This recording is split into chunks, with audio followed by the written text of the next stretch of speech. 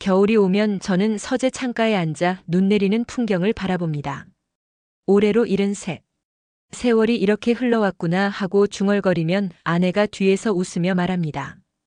여보, 또 옛날 생각하시네요. 맞습니다. 저는 요즘 자주 옛날을 떠올립니다. 젊었을 때는 오늘 하루 살기도 바빴는데 이제는 지나온 시간들이 더 선명하게 보입니다. 특히 추운 겨울이 오면 그 시절이 더 또렷해집니다. 손이 시려 호주머니에 넣고 걷던 골목길, 연탄재를 버리러 나가던 새벽, 아이들에게 따뜻한 밥 한 끼 먹이려고 애쓰던 그 시절. 그때는 정말 힘들었습니다. 하지만 지금 돌아보면 그 시절이 제 인생에서 가장 중요한 시간이었다는 걸 압니다. 가난했지만 정직했고 어려웠지만 남을 도우려 했던 그 시간들이 저를 만들었습니다. 그리고 하늘은 정말로 저를 잊지 않았습니다. 오늘은 제 이야기를 들려드리려 합니다. 나이가 든 지금 지난 날들을 돌아보는 제 인생 이야기입니다. 끝까지 경청 부탁합니다. 분명 여러분의 마음을 울릴 것입니다. 그럼 시작하겠습니다. 1960년대 후반 저는 25이었습니다. 서울 변두리 판잣집에서 아내와 갓 돌이 지난 큰아이와 함께 살았습니다. 방 한 칸, 부엌 한 칸. 겨울이면 외풍이 들어와 이불 속에서도 입김이 보였습니다. 저는 작은 철물점에서 점원으로 일했습니다. 아침 6시에 나가서 밤 9시에 들어오는 생활. 월급은 쌀 2가마니 갑 정도였습니다. 이걸로 어떻게 살아요? 아내가 가끔 한숨을 쉬었지만 저는 대답할 말이 없었습니다. 그저 더 열심히 일하는 수밖에. 어느 날이었습니다. 철물점 주인 아저씨가 저를 불렀습니다. 자네 장부 좀 볼 줄 아나? 예, 조금은 합니다. 그럼 오늘부터 자네가 장부를 맡게. 월급 조금 올려줄 테니. 감사했습니다. 쌀 반가마니 간 만큼 월급이 올랐습니다.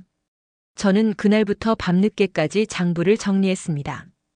꼼꼼하게 한 푼도 틀리지 않게. 그런데 한 달쯤 지났을 때 이상한 점을 발견했습니다. 장부상으로는 물건이 100개 팔렸는데 실제로는 90개만 나간 것입니다. 10개 차이. 큰 돈이었습니다. 저는 며칠을 고민했습니다. 주인 아저씨가 세금을 적게 내려고 일부러 그러는 건가? 내가 모르는 척하면 되는 건가? 아니면 말씀드려야 하나? 밤마다 잠이 오지 않았습니다. 아내에게 말했습니다. 여보, 나 장부에서 이상한 걸 발견했어. 그래요? 뭔데요? 숫자가 안 맞아. 누가 물건을 빼돌리거나 아니면 장부를 잘못 쓴 거야. 아내가 제 손을 잡았습니다. 당신이 옳다고 생각하는 대로 하세요. 우리 가난해도 떳떳하게 삽시다. 그 말이 저를 움직였습니다. 다음 날 아침 저는 주인 아저씨께 말씀드렸습니다. 사장님, 장부를 다시 확인해 보니 숫자가 안 맞습니다. 주인 아저씨의 얼굴이 굳었습니다. 뭐가 안 맞다는 거야? 물건 수량이요. 실제보다 더 많이 팔린 걸로 되어 있습니다.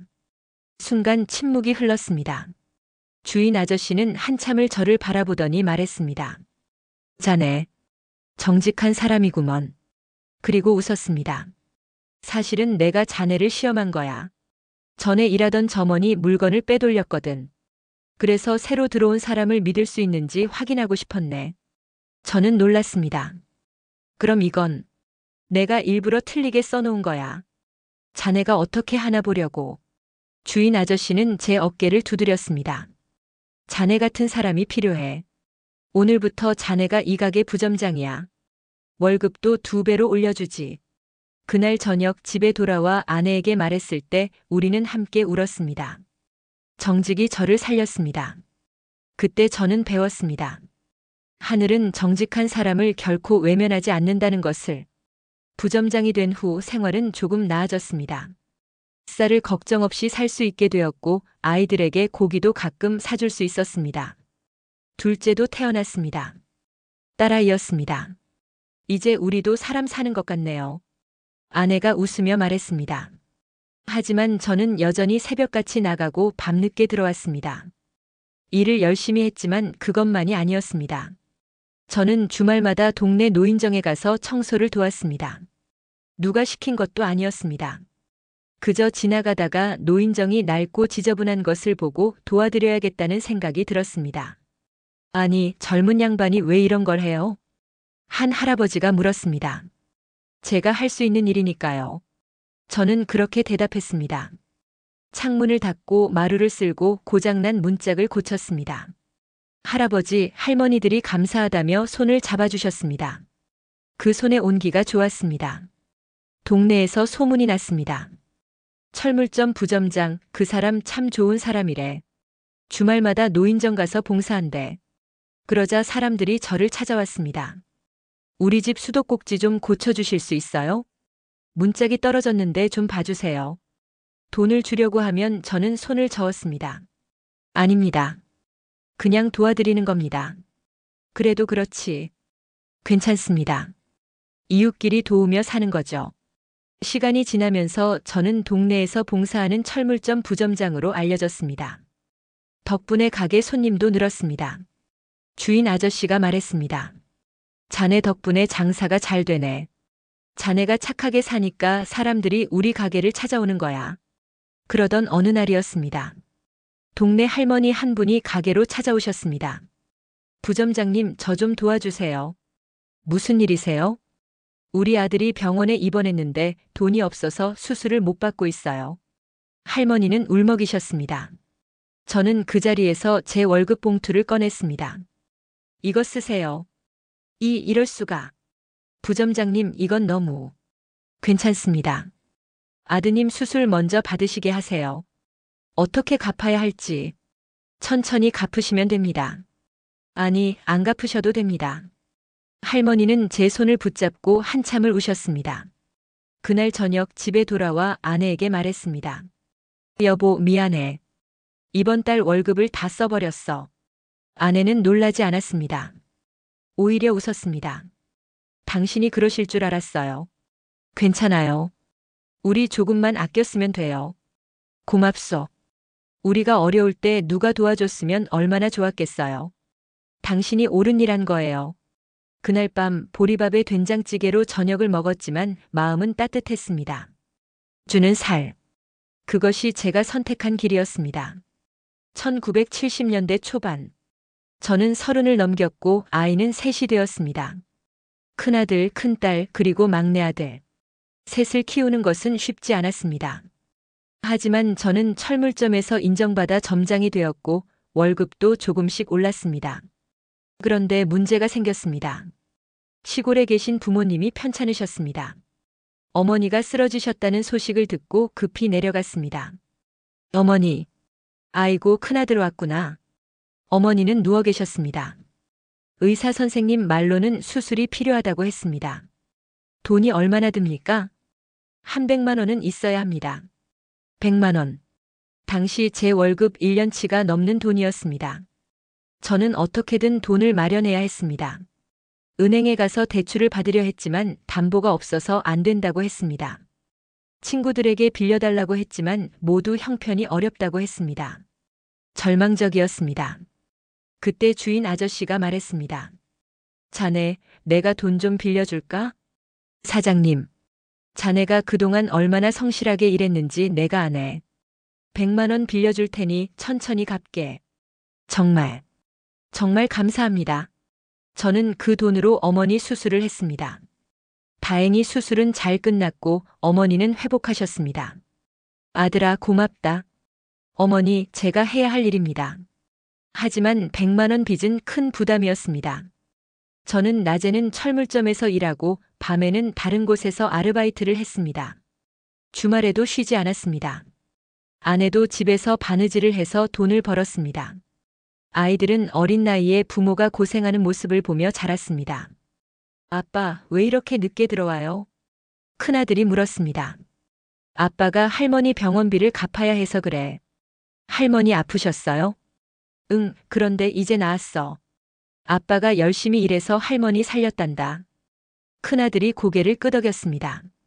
저도 커서 아빠처럼 할게요. 그 말에 눈물이 났습니다. 3년이 걸렸습니다. 3년 만에 100만 원 빚을 다 갚았습니다. 주인 아저씨가 말했습니다. 자네 정말 대단해. 3년 만에 다 갚다니. 사장님 덕분입니다. 아니야. 자네가 성실하고 정직하니까 가능한 거야. 그리고 얼마 후 주인 아저씨가 저를 불렀습니다. 자네, 이 가게 인수할 생각 없나? 예? 가게를요? 나 이제 나이도 들고 고향으로 내려가려고 하네. 자네한테 이 가게 넘기고 싶어. 하지만 제가 돈이 없는데요. 천천히 분할로 내면 되네. 자네라면 믿을 수 있어. 저는 고민했습니다. 큰 결정이었습니다. 가게를 인수하면 빚이 또 생기는 것이었습니다. 하지만 기회이기도 했습니다. 아내와 상의했습니다. 여보, 당신이 결정하세요. 저는 당신이 하자는 대로 할게요. 고맙소. 저는 가게를 인수하기로 했습니다. 그리고 그 결정은 제 인생을 바꾸는 시작이었습니다. 1975년 저는 35살에 철물점 주인이 되었습니다. 빚은 많았지만 희망도 컸습니다. 이제는 내가 주인이다. 열심히 하면 가족을 더 잘 먹여 살릴 수 있다. 저는 새벽부터 밤까지 일했습니다. 손님을 정직하게 대했고 물건 값을 속이지 않았습니다. 사장님, 다른 데는 더 싸게 파는데요?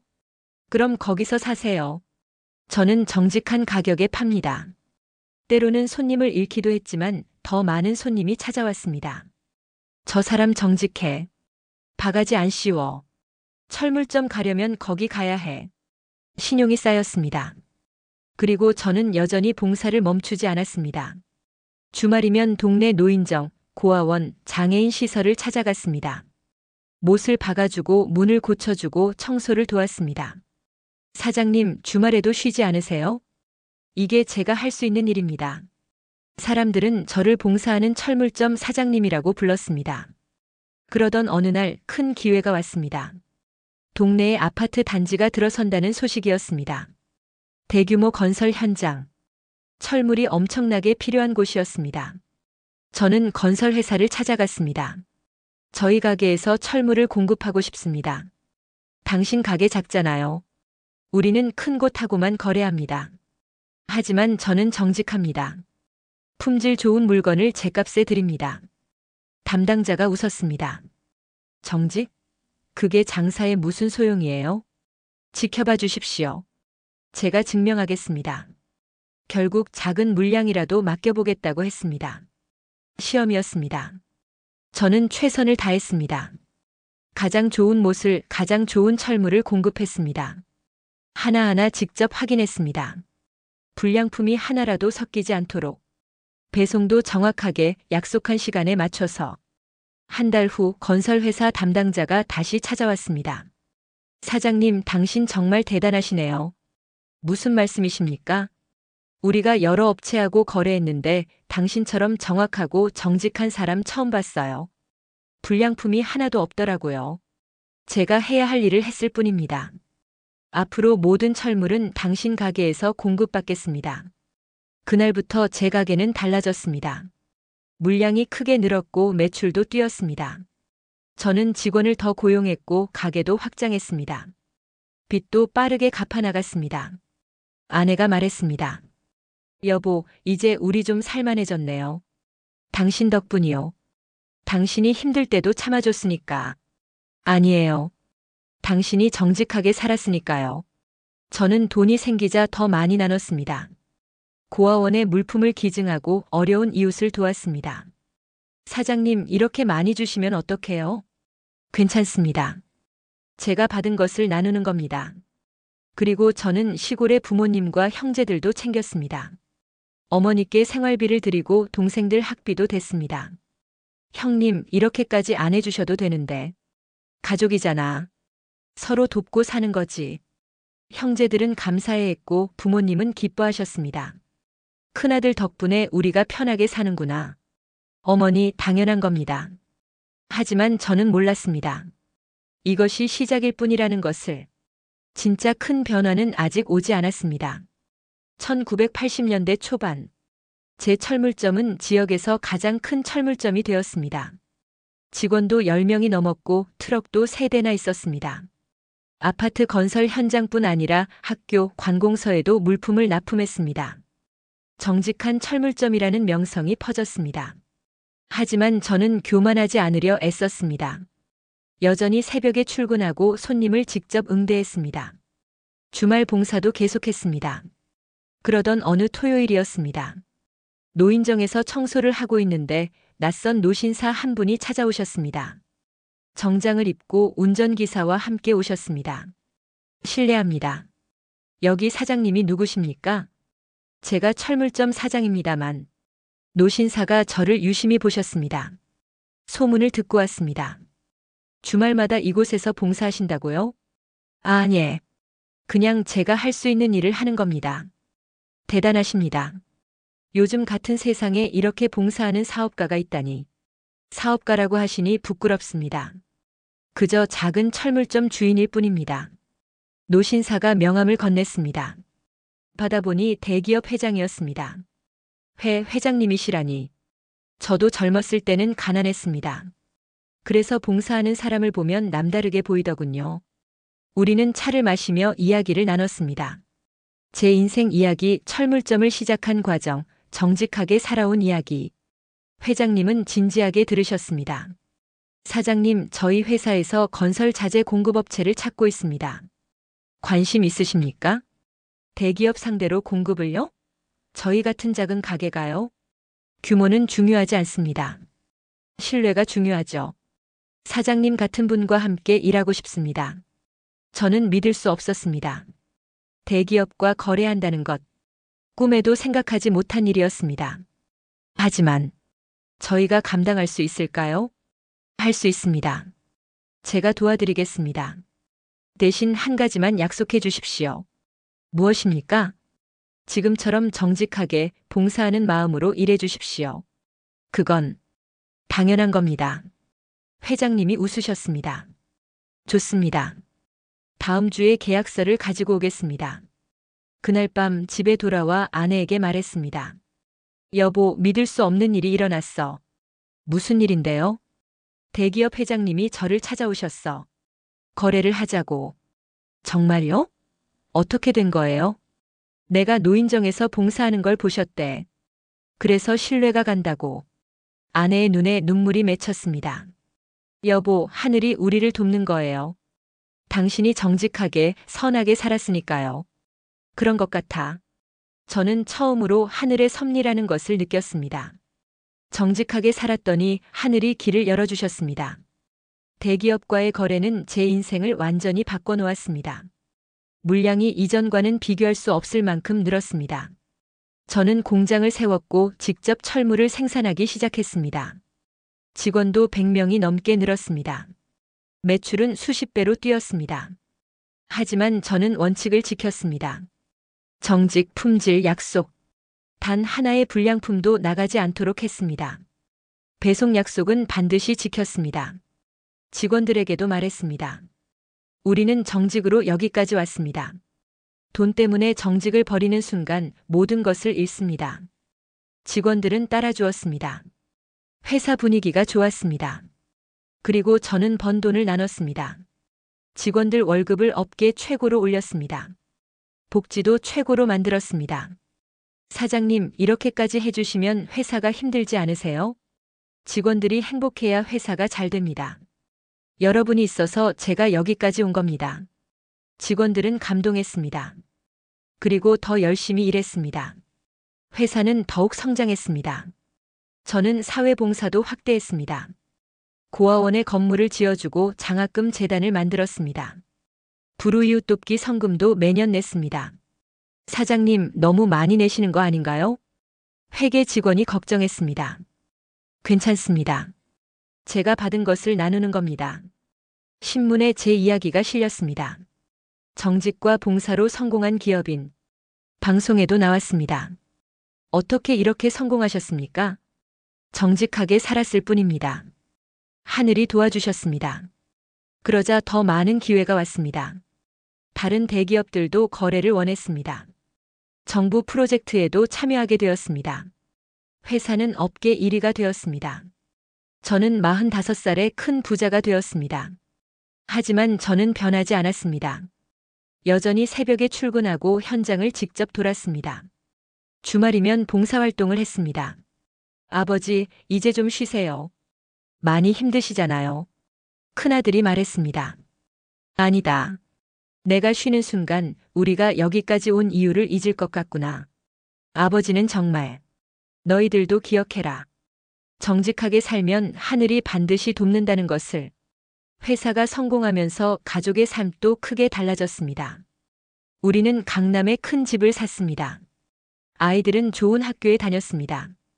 큰아들은 서울대학교에 합격했고 큰딸은 이화여대에, 막내 아들은 연세대학교에 갔습니다.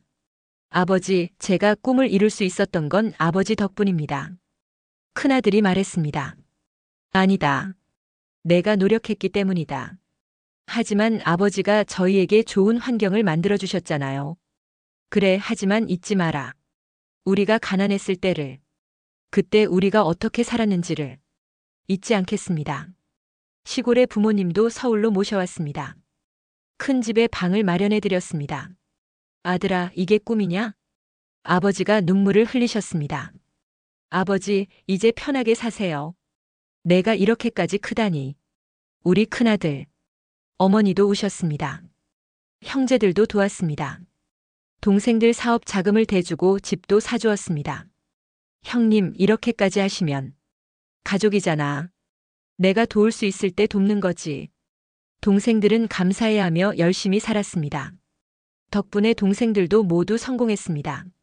한 명은 음식점을 크게 했고 한 명은 옷가게를, 막내 동생은 학원을 운영했습니다. 형님 덕분에 우리 모두 잘 살게 됐어요. 아니다. 너희가 열심히 했기 때문이다. 우리 집안은 모두가 잘 사는 집안이 되었습니다. 명절 때면 온 가족이 모였습니다. 20명이 넘는 식구들이 웃고 떠들었습니다. 이 모든 게 큰형님 덕분이에요. 아니야. 우리 모두가 서로 돕고 살았기 때문이지. 하지만 저는 경계했습니다. 부자가 되었다고 교만해지면 안 된다. 가난했을 때의 마음을 잊으면 안 된다. 아이들에게도 늘 말했습니다. 너희는 운이 좋아서 이런 환경에서 자랐다. 하지만 세상에는 아직도 어려운 사람들이 많다. 그들을 돕는 것이 우리의 책임이다. 예, 아버지. 아이들은 봉사활동에 참여했습니다. 주말이면 저와 함께 고아원, 양로원을 찾았습니다. 이렇게 사는 게 진짜 부자로 사는 겁니다. 저는 그렇게 가르쳤습니다. 모든 것이 순조로웠습니다. 회사는 계속 성장했고 가족은 행복했습니다. 저는 50을 넘겼고 업계에서 존경받는 기업인이 되었습니다. 하지만 인생은 항상 평탄하지만은 않습니다.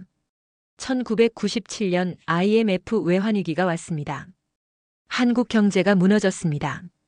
대기업들이 부도를 냈고 실업자가 거리에 넘쳤습니다. 제 회사도 위기에 처했습니다. 거래처들이 주문을 취소했습니다. 받을 돈을 받지 못했습니다. 은행은 대출 상환을 독촉했습니다. 사장님, 이대로 가면 회사가 위험합니다. 경리부장이 말했습니다. 어떻게 해야 하나? 직원을 절반으로 줄여야 합니다. 공장도 일부 팔아야 하고요. 직원을 자르라고? 어쩔 수 없습니다. 회사가 살아야죠. 저는 며칠 밤을 잠들지 못했습니다. 직원들, 10년, 20년을 함께한 사람들, 가족 같은 사람들, 그들을 거리로 내보내야 한다니. 아내에게 말했습니다. 여보, 나 도저히 못하겠어. 직원들을 어떻게 내보내? 하지만 회사가 망하면 모두 일자리를 잃어요. 알아. 하지만 그때 큰아들이 말했습니다. 아버지, 제가 미국 유학 안 가겠습니다. 무슨 소리냐? 유학 비용이 많이 들잖아요. 그 돈으로 직원들 월급을 주세요. 아니다. 그건 내 미래를 위한 거야. 아버지, 저는 아버지가 어떻게 사셨는지 압니다. 직원들을 자르시면 아버지가 평생 후회하실 거예요. 큰딸도 말했습니다. 저도 결혼 안 하겠어요. 결혼 비용 아끼세요. 너희들. 눈물이 났습니다. 아이들이 이렇게 컸구나. 저는 결심했습니다. 좋다. 직원은 한 명도 자르지 않는다. 하지만 사장님, 내가 빚을 더 내겠습니다. 내 집을 팔겠습니다. 하지만 직원은 자르지 않습니다. 저는 강남 집을 팔았습니다. 작은 아파트로 이사했습니다. 개인 재산을 회사에 투입했습니다. 직원들이 울었습니다. 사장님 죄송합니다. 저희 때문에. 아닙니다. 우리는 가족입니다. 함께 이겨냅시다. 저는 직원들 월급을 단 한 달도 밀리지 않았습니다. 대신 제 월급은 받지 않았습니다. 밤낮으로 일했습니다. 새로운 거래처를 찾아다녔습니다. 지금은 어렵지만 우리 회사는 정직합니다. 품질은 보장합니다. 어떤 곳은 문전박대를 했습니다. 어떤 곳은 비웃었습니다. 하지만 포기하지 않았습니다. 그리고 기적이 일어났습니다. IMF 위기가 시작된 지 6개월쯤 지났을 때였습니다. 저는 거의 포기 직전이었습니다. 더 이상 빌릴 곳도 없었고 거래처도 찾을 수 없었습니다. 어느 날 저녁 회사에서 혼자 남아 장부를 보고 있었습니다. 이제 정말 끝인가? 그때 전화가 울렸습니다. 여보세요? 사장님, 저 기억하십니까? 20년 전에 철물점에서 일했던 김성수입니다. 아, 성수. 오랜만이네. 어떻게 지내나? 사장님, 신문에서 봤습니다. 회사가 어렵다고요. 아, 그래, 요즘 좀 힘들지. 사장님, 제가 도와드리고 싶습니다. 고맙네만 자네가 어떻게? 사장님, 저 지금 중국에서 무역업을 합니다. 그쪽에서 제법 성공했어요. 그래? 잘 됐구나. 사장님께서 저를 도와주셨잖아요. 제가 어려울 때 학비도 대주시고 결혼할 때도 도와주시고. 이제 제가 보답할 차례입니다. 아니야, 그건. 사장님 회사 제품을 중국에 수출하시면 어떻겠습니까?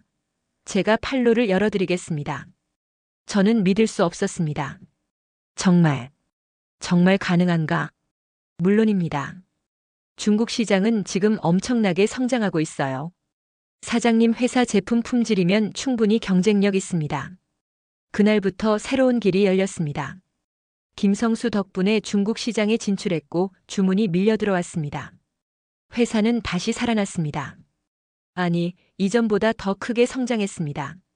사장님 축하드립니다. 직원들이 환호했습니다. 아닙니다. 우리 모두가 함께 이겨낸 겁니다. 저는 김성수를 만났습니다. 성수야, 정말 고맙다. 사장님, 제가 더 감사합니다. 사장님이 저를 사람 만들어주셨잖아요. 내가 언제? 사장님 모르시죠? 제가 20살 때 방황했어요.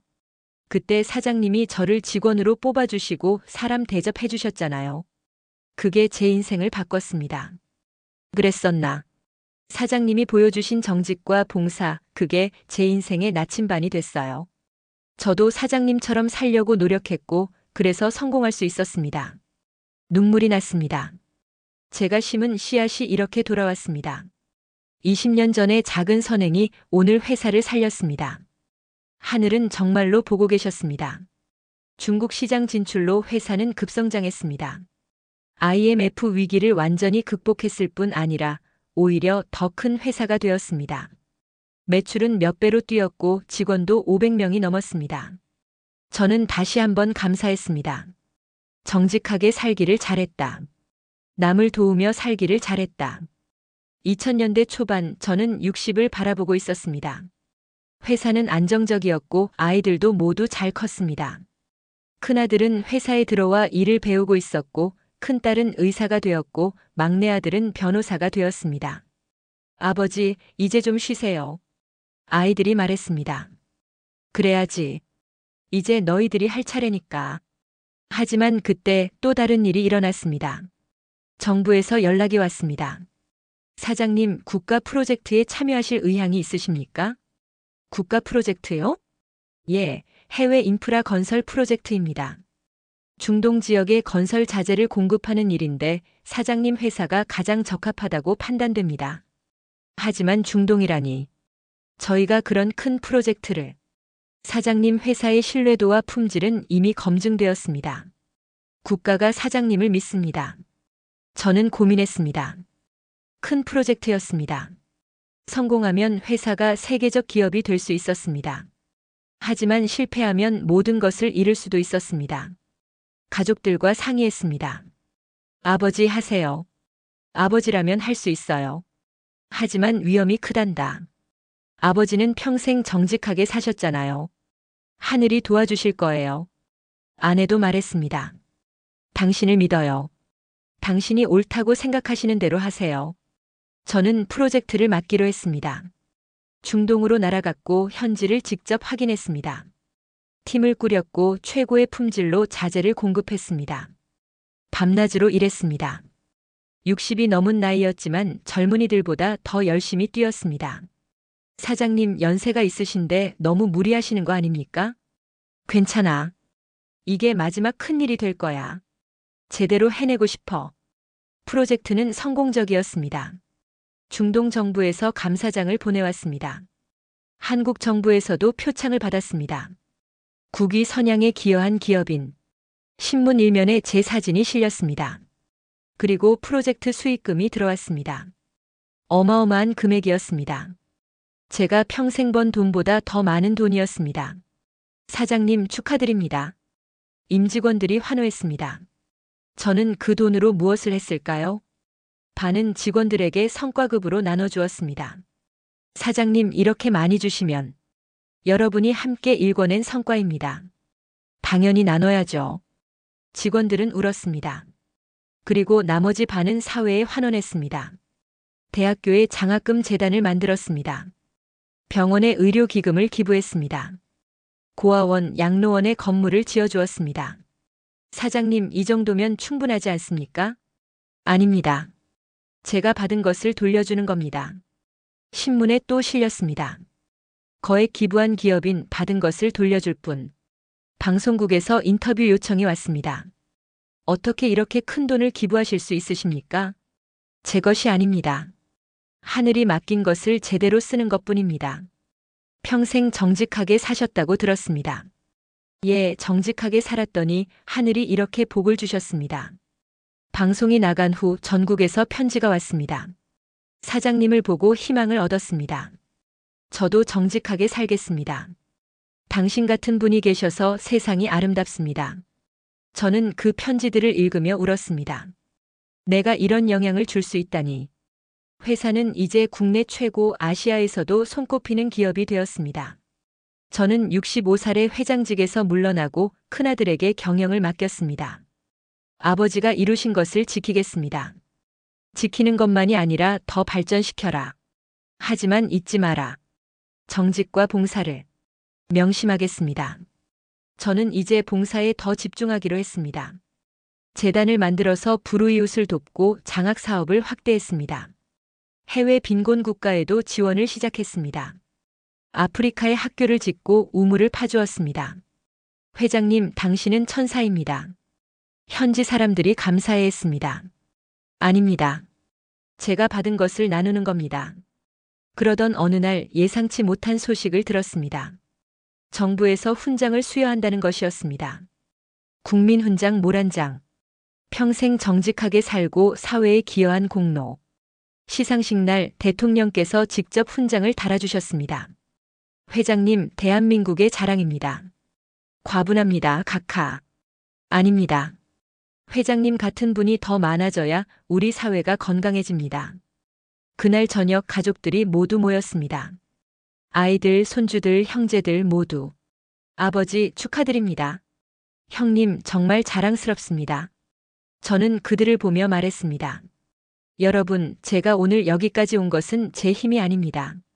무슨 말씀을? 하늘의 도우심입니다. 저는 그저 정직하게 살려고 노력했을 뿐입니다. 아버지, 그게 바로 아버지의 위대함입니다. 큰아들이 말했습니다. 정직하게 사는 게 얼마나 어려운지 저희가 압니다. 유혹이 많고 쉬운 길이 있는데도 아버지는 바른 길을 선택하셨잖아요. 그래, 쉽지 않았지. 하지만 그 길이 결국 옳은 길이었어. 저는 손주들을 보며 말했습니다. 너희들 할아버지 말 잘 들어라. 예, 할아버지. 세상에는 쉬운 길과 옳은 길이 있단다. 쉬운 길은 당장은 편하지만 결국 후회하게 돼. 옳은 길은 힘들지만 하늘이 반드시 돕는단다. 할아버지는 옳은 길을 선택하셨어요? 그래, 평생 그렇게 살려고 노력했지. 저희도 할아버지처럼 살게요. 아이들의 맑은 눈을 보니 눈물이 났습니다. 훈장을 받고 1년쯤 지났을 때였습니다. 제 나이 67. 건강검진을 받았는데 의사 선생님이 심각한 표정으로 말했습니다. 회장님, 암입니다. 암이요? 예, 폐암입니다. 3기입니다. 세상이 무너지는 것 같았습니다. 치료하면 살 수 있습니까? 최선을 다해보겠습니다. 하지만 쉽지 않습니다. 집에 돌아와 아내에게 말했습니다. 여보, 나 암이래. 아내가 주저앉았습니다. 어떡해요? 괜찮아. 치료하면 돼. 하지만 속으로는 두려웠습니다. 이제 끝인가? 아직 하고 싶은 일이 많은데. 아이들에게도 알렸습니다. 아버지, 아버지. 아이들이 울었습니다. 울지 마라. 아버지는 괜찮다. 하지만 저도 눈물이 났습니다. 항암 치료가 시작되었습니다. 머리카락이 빠지고 몸무게가 줄었습니다. 고통스러웠습니다. 왜 하필 나에게?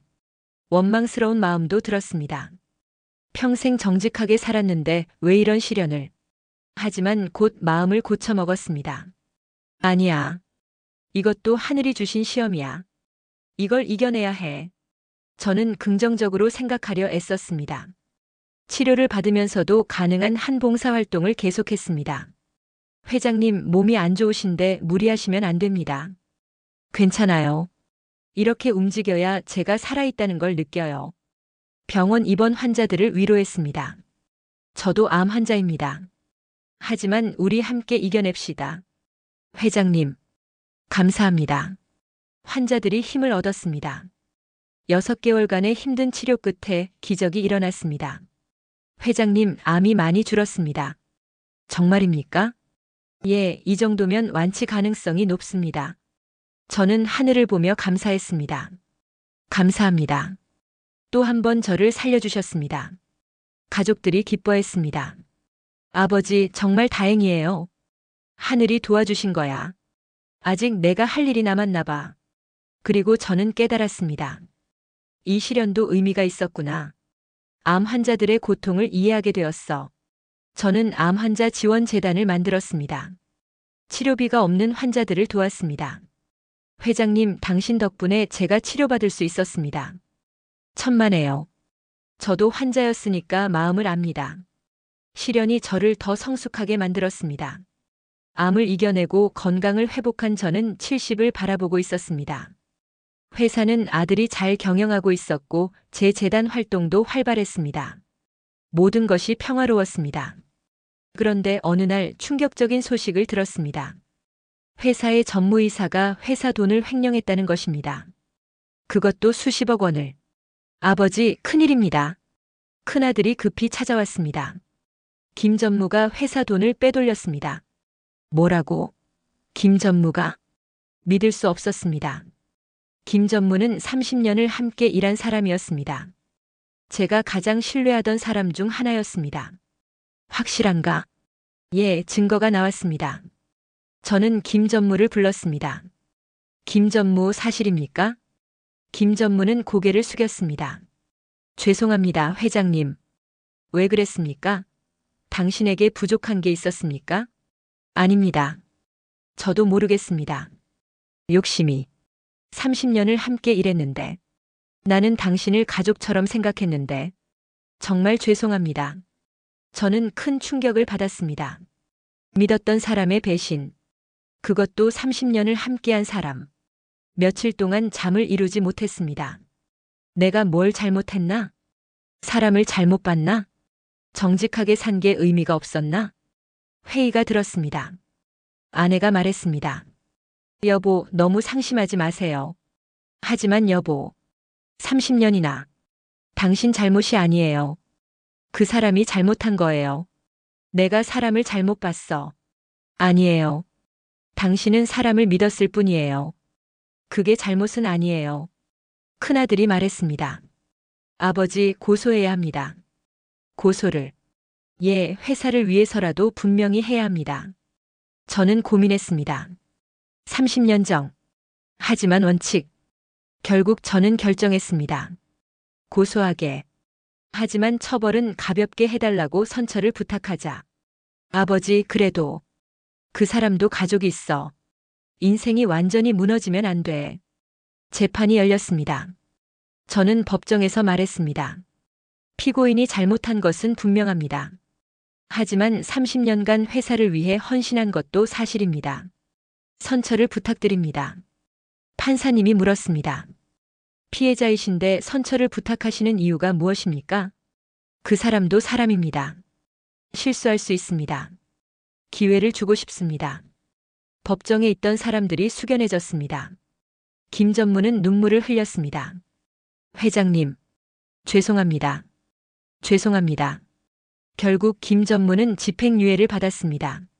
출소 후 김 전무가 찾아왔습니다. 회장님, 제가 어떻게 용서를 구해야 할지. 일어나세요. 이제 다시 시작하세요. 회장님, 당신이 30년간 일한 것을 제가 압니다.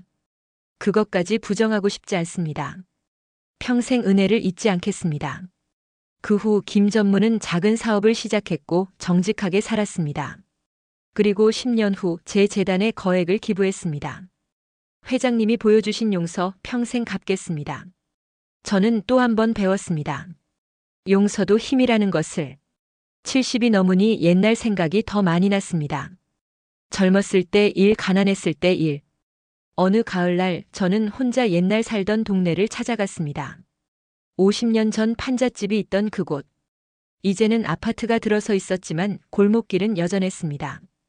걸어가다가 노인정을 발견했습니다. 저기가 내가 봉사하던 곳이었지. 들어가 보니 할머니 한 분이 계셨습니다. 실례합니다. 어서 오세요. 할머니가 저를 보더니 눈이 휘둥그레졌습니다. 혹시 철물점 하시던 분 아니세요? 예. 저를 아십니까? 그럼요. 50년 전에 우리 아들 수술비 대주신 분. 아, 혹시 그때 그분이십니까? 할머니는 울음을 터뜨렸습니다. 은인이세요. 제 은인. 할머니, 그때 아드님은 어떻게 되셨습니까? 덕분에 수술 잘 받고 지금은 의사가 됐어요. 의사요? 예, 대학병원에서 외과 과장 하고 있어요. 은인 덕분입니다. 저는 놀랐습니다. 그렇게 되셨군요. 지금 전화할게요. 꼭 만나셔야 해요. 할머니는 아들에게 전화를 걸었습니다. 1시간 후 한 신사가 급히 왔습니다. 어머니. 그리고 저를 보더니 깊이 절을 했습니다. 은인이십니다. 제 생명의 은인. 아닙니다. 일어나세요. 선생님 덕분에 제가 살았고 의사가 될 수 있었습니다. 우리는 차를 마시며 이야기를 나눴습니다. 선생님, 사실 저는 평생 선생님을 찾고 있었습니다. 저를요? 예, 은혜를 갚고 싶었습니다. 하지만 이름도 주소도 몰라서. 괜찮습니다. 저는 그냥 도와드렸을 뿐입니다. 선생님, 제가 지금 암 연구를 하고 있습니다. 선생님 이름으로 연구소를 만들고 싶습니다. 아닙니다. 그럴 필요 없습니다. 아닙니다. 꼭 그렇게 하겠습니다. 선생님의 선행이 더 많은 사람을 살리도록. 결국 그 의사는 제 이름으로 암 연구소를 세웠습니다. 그리고 그 연구소는 훗날 암 치료의 획기적인 발견을 하게 됩니다. 50년 전의 작은 선행이 이렇게 돌아왔습니다. 하늘은 정말로 모든 것을 기억하고 계셨습니다. 제 손주 중 큰 손주는 25이 되었습니다. 서울대를 졸업하고 대기업 취업도 했습니다. 앞길이 탄탄했습니다. 그런데 어느 날 저를 찾아와 말했습니다. 할아버지, 저 회사 그만두고 봉사활동 하고 싶어요. 뭐라고? 아프리카에 가서 의료봉사를 하고 싶어요. 하지만 내 앞날이. 할아버지, 할아버지께서 평생 보여주신 게 뭐예요? 돈이 아니라 나눔이잖아요. 저는 할 말을 잃었습니다. 할아버지가 사신 길을 저도 가고 싶어요. 눈물이 났습니다. 제가 심은 씨앗이 손주에게까지 이어졌습니다. 그래, 내가 하고 싶은 대로 해라. 감사합니다, 할아버지. 손주는 아프리카로 떠났습니다. 그곳에서 헌신적으로 봉사했습니다. 1년 후 손주가 편지를 보내왔습니다. 할아버지, 제가 할아버지를 이해하게 됐어요. 주는 삶이 얼마나 아름다운지. 할아버지 사랑합니다. 저는 그 편지를 읽으며 울었습니다. 제 인생이 헛되지 않았구나. 75살이 되던 해 또 다른 소식이 왔습니다. 국가에서 최고의 훈장을 수여한다는 것이었습니다. 무궁화 대훈장. 대한민국 최고의 훈장. 회장님 평생의 공로를 국가가 인정한 겁니다. 하지만 저는 놀라운 제안을 받았습니다. 회장님 훈장 수여식에서 연설을 해주시겠습니까? 국민들에게 메시지를 전해주십시오. 수만 명이 모인 행사장. 저는 단상에 올랐습니다. 존경하는 국민 여러분. 제 목소리가 울렸습니다. 저는 가난한 집에서 태어났습니다. 젊었을 때는 먹고 살기도 힘들었습니다. 사람들이 조용히 들었습니다. 하지만 저는 한 가지를 선택했습니다. 정직하게 살자고, 남을 도우며 살자고. 그 길이 쉽지는 않았습니다. 유혹도 많았고 어려움도 많았습니다. 하지만 저는 믿었습니다. 정직하게 살면 하늘이 반드시 돕는다고. 그리고 그 믿음은 틀리지 않았습니다. 하늘은 정말로 저를 도왔습니다. 어려울 때마다 길을 열어주셨습니다. 지금 여기 서 있는 것은 제 능력 때문이 아닙니다. 하늘의 도우심입니다. 여러분께 말씀드리고 싶습니다. 정직하게 사십시오. 남을 도우며 사십시오. 당장은 손해보는 것 같아도 결국 하늘이 갚아주십니다. 이것이 75년을 살아온 제가 배운 인생의 진리입니다. 박수가 터졌습니다. 장내가 울렸습니다. 사람들이 울었습니다. 그날 저녁 뉴스에 제 연설이 나갔습니다. SNS에 퍼졌습니다. 수많은 사람들이 댓글을 달았습니다. 눈물이 났습니다. 저도 정직하게 살겠습니다. 희망을 얻었습니다. 전국의 학교에서 제 연설을 교재로 사용했습니다. 젊은이들이 편지를 보내왔습니다. 회장님 같은 삶을 살고 싶습니다. 저는 그제야 깨달았습니다. 제 인생의 진정한 의미를. 지금 저는 78입니다. 서재 창가에 앉아 이 글을 쓰고 있습니다. 밖에는 눈이 내립니다. 아내가 옆방에서 뜨개질을 하고 있습니다. 50년을 함께한 동반자. 여보, 차 한잔 할까요? 그래요. 우리는 함께 차를 마십니다. 말없이 눈을 바라봅니다. 이것이 행복입니다. 돌아보면 참 많은 일이 있었습니다. 가난했던 시절, 정직을 지키려 애썼던 시절. 작은 철물점 주인이었을 때 봉사하며 살았던 시절. IMF로 어려웠을 때 그러나 포기하지 않았던 시절. 큰 성공을 했을 때 그러나 교만하지 않으려 애썼던 시절. 시련이 왔을 때 그러나 이겨냈던 시절. 배신을 당했을 때 그러나 용서했던 시절. 그 모든 순간순간이 제 인생을 만들었습니다. 지금 생각해보면 모든 것이 의미가 있었습니다. 가난은 겸손을 가르쳤고 시련은 강인함을 주었습니다. 성공은 나눔의 기회를 주었고 배신은 용서를 배우게 했습니다. 하늘은 정말로 모든 것을 계획하고 계셨습니다. 제가 여러분께 꼭 전하고 싶은 말이 있습니다. 늙은이가 된 지금 인생을 돌아보며 확신하는 것이 있습니다. 정직하게 사십시오. 당장은 손해보는 것 같아도 결국은 이깁니다. 남을 도우며 사십시오. 주는 것이 받는 것보다 복됩니다. 겸손하게 사십시오. 교만은 반드시 넘어집니다. 용서하며 사십시오. 원망은 자신을 갉아먹습니다. 그리고 믿으십시오. 하늘은 정말로 보고 계십니다. 정직한 사람을 결코 외면하지 않습니다.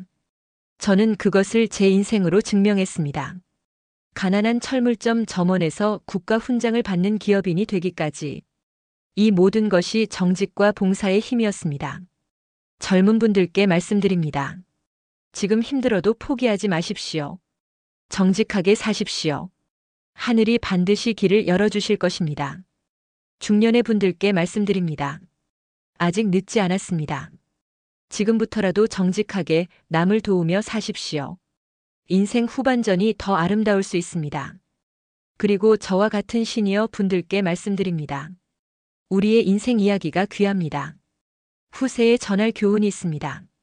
부끄러워하지 말고 이야기하십시오. 여러분의 정직한 삶이 누군가에게 희망이 될 것입니다. 제 이야기가 여러분께 조금이나마 위로와 희망이 되었기를 바랍니다. 정직하게 사십시오. 성실하게 사십시오. 남을 도우며 사십시오. 그러면 하늘이 반드시 여러분을 도우실 것입니다. 이것이 78해를 살아온 제가 전하는 인생의 진리입니다. 창밖에 눈이 하얗게 쌓입니다. 내일 아침이면 세상이 순백으로 덮일 것입니다. 깨끗하고 아름답게. 그것이 제가 바라는 여러분의 인생입니다. 순백처럼 정직하고 눈처럼 아름다운 인생. 하늘은 여러분을 보고 계십니다. 정직하게 사십시오. 그러면 반드시 하늘이 여러분을 도우실 것입니다. 감사합니다. 여러분의 인생에 하늘의 축복이 가득하기를 기도합니다.